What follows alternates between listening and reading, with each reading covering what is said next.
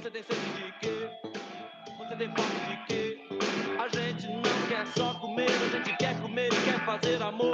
A gente não quer só comer, a gente quer prazer pra aliviar a dor. A gente não quer só dinheiro, a gente quer dinheiro e felicidade. A gente não quer só dinheiro, a gente quer inteiro e não pela metade. Bom dia, amigos e amigas, bom dia, senhores e senhoras. Eu sou Daniel Nonato. Obrigado a você pela presença em nosso encontro. Hoje quase que vespertino, não é matutino. Eu ia até fazer em vídeo, porque hoje eu gostaria muito de comentar sobre como que a família tradicional brasileira se comporta diante da perseguição da Polícia Federal. Como que uma esposa tem a capacidade de deixar o marido em maus lençóis e viajar para os Estados Unidos.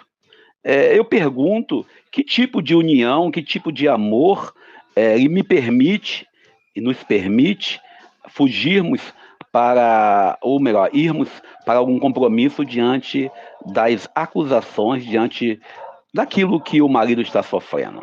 É apenas uma reflexão, uma meditação para aqueles que dizem que defendem a família tradicional.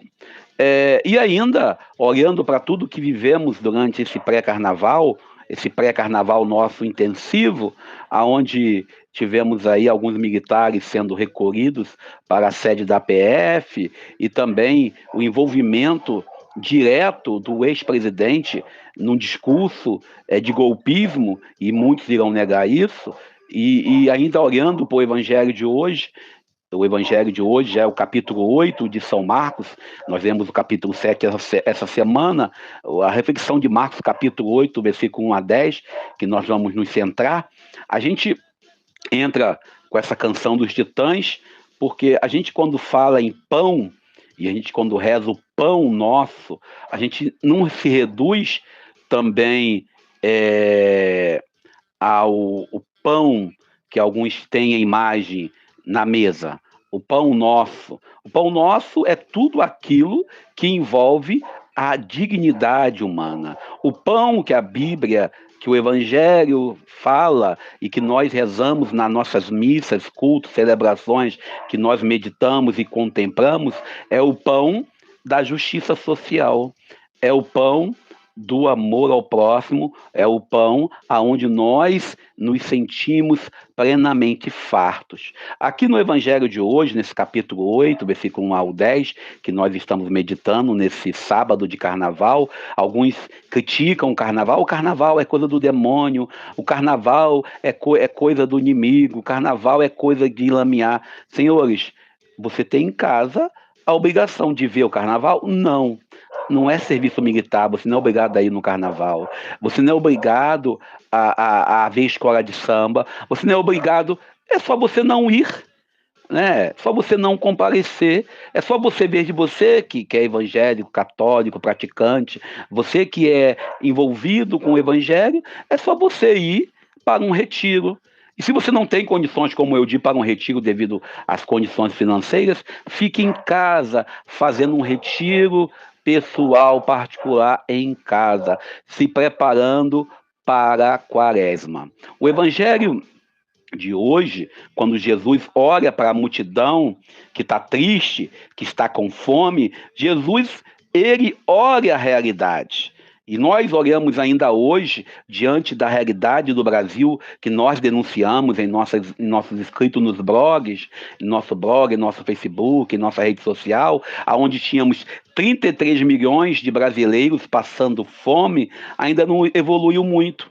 O atual governo, que se diz defensor dos pobres, ainda não evoluiu nessa questão. Houve sim uma mudança estrutural, cultural, junto à realidade do país, mas ainda não houve avanços.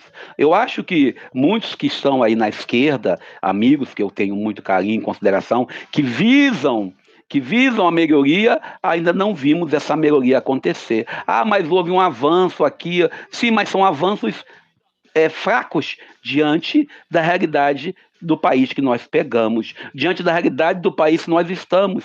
Temos um aumento na alimentação, no preço do arroz, no preço do feijão, no preço... Ah, mas está entre safra, etc. É verdade, mas com tudo isso, ainda não houve política afirmativas para resolver a situação. O evangelho de hoje, Jesus, no capítulo 8, versículo 1, ele diz que ele tinha pena do povo que não tinha o que comer, que estava o seguindo há 3 dias. E a gente, quando fala 3 dias, os 3 dias nós nos referimos a o contexto da ressurreição do Cristo ao 3º dia. E aqui nesse evangelho ainda tem uma observação. O povo não tinha o que comer. Tenham compaixão dessa multidão, porque já está conosco há 3 dias. E agora, os outros 3 dias, o que aconteceu? Diante da realidade do mundo, onde nossos clérigos, onde nossos pastores, nossos presbíteros, os episcopos e outros mais visualizam apenas fartar a sua mesa e não olham para a realidade da miséria e da pobreza em suas periferias paroquiais, comunitárias, eclesiais, nós temos aqui Jesus tendo compaixão. E aí Jesus percebe que depois de 3 dias, você seguindo o mestre, a comida acabou. Aqueles que levavam a sua marmitinha, como diz lá Celso Farias e também nosso amigo Francisco Rufino, a marmitinha dele já tinha secado. Mas Jesus, ele preza pelo exemplo, ele preza pelo modelo de vida, ele preza por aquilo que é válido. O que ele preza? Ele dá o exemplo. Talvez nós, cristãos, e eu falo nós porque eu me incluo nessa também, nós precisamos aprender com o Mestre Jesus a dar o exemplo. Ele fala, se eu mandar para casa, sem comer, poderão desmaiar pelo caminho. Porque muitos deles vieram de longe. Ou seja, a comunidade sempre apresenta a dificuldade. A comunidade sempre coloca o risco de não conseguir dar resposta. E aí Jesus fala, quanto pães tens? Ou seja, Deus age a partir da nossa realidade, a partir da nossa posse. E aí Jesus pergunta, a comunidade se coloca 7 pães, e nós devemos entender que a verdade Jesus, ele apresenta para a gente que antes de nós respondermos à demanda de Deus, dizendo, Deus, não tenho saída, ele apresente para Deus as suas condições, a sua realidade. Lembramos aqui do capítulo 7, versículo 24 ao 30, lá da mulher Sirofenícia, quando Jesus coloca que ela não podia ser curada porque ela não era judia. E aí, automaticamente, ela coloca que os cães também se alimentam das migalhas dos donos da casa. O evangelho de hoje, quando Jesus traz a questão do pão, ele coloca aqui a forma de solucionar o problema, que é organizar o povo, que é se organizar. Aí eu lembro de uma das falas em um dos cursos que eu fiz com meu amigo Percival Tavares, ele dizia, se o povo se organizar, o povo consegue resolver. Diante da realidade do mundo, onde temos milhões, milhares, alguns bilhões até, pelo menos, que a gente vê por aí, segundo a FAO, de pessoas que passam fome, se os ricos, se os que têm o pão, se organizar, se unir, se nós que temos algo para comer, nos organizarmos, a fome do mundo acaba. Bom, eu paro por aqui, lembrando que semana que vem já iniciamos a quaresma, nos preparamos para a quaresma. Quem é de carnaval, saudação, bom carnaval. Quem é de retiro, bom retiro. Quem é de ficar em casa, aproveite para organizar a casa. E quem é de viajar, boa viagem. Feliz sábado de carnaval. E não esquece, vamos torcer aqui no Rio de Janeiro para a minha Mangueira, para que seja campeã. Embora eu acho que o enredo dela não me incentivou muito esse nosso encontro.